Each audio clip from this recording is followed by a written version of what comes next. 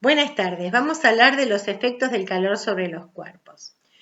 Uno de esos efectos es la dilatación y el otro de los efectos, los cambios de estado. La dilatación es el aumento del volumen de un cuerpo. ¿Qué sucede? Ustedes saben que los cuerpos están formados por partículas invisibles llamadas moléculas. Estas moléculas pueden estar compuestas de un átomo o de muchos átomos. Las moléculas pueden estar muy unidas, que es el caso de los cuerpos en estado sólido, o pueden estar más o menos unidas, que se da cuando están las fuerzas de repulsión más o menos en equilibrio con las de atracción. Entonces hablamos del estado líquido. O pueden estar muy separadas como en el estado gaseoso, donde predominan las fuerzas de repulsión entre las moléculas sobre las fuerzas de atracción.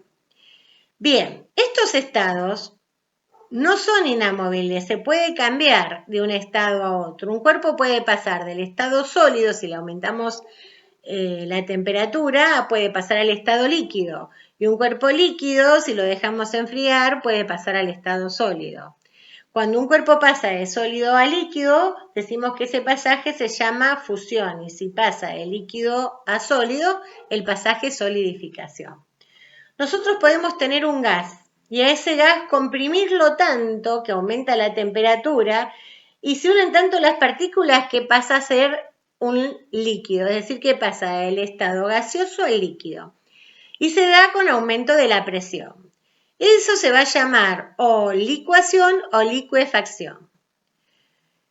Si en lugar de un gas tenemos un vapor que pasa al estado líquido, se llama condensación. ¿Cuál es la diferencia entre un gas y un vapor? El vapor resulta del calentamiento de un líquido que sube o genera la expansión de las moléculas por ese calentamiento. Entonces ese vapor va a ascender. ¿Por qué va a ascender?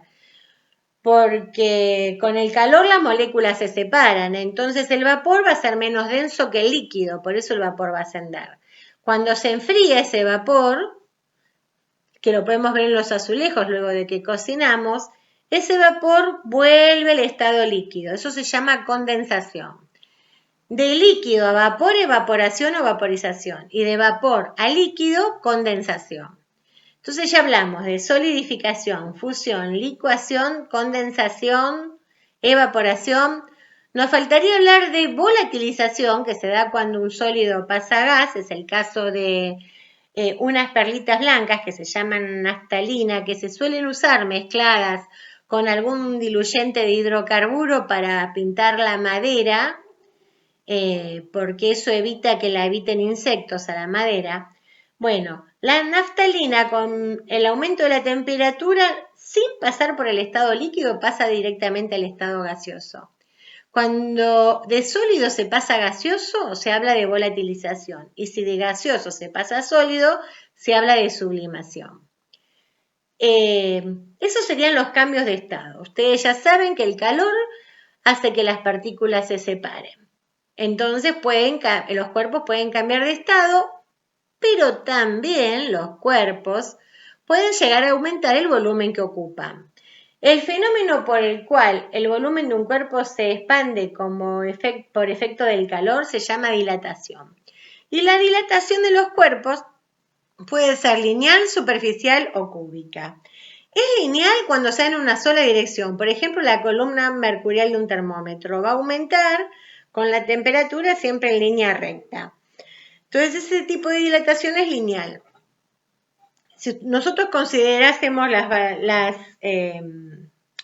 cuadrículas de asfalto, que suelen ser de varios metros, con las cuales se hace el pavimento, que vieron que entre bloque y bloque de asfalto suele haber brea. Bueno, eso como si experimenta dilatación con el calor, se da a lo largo y a lo ancho, se dan dos direcciones en el mismo plano, es dilatación superficial.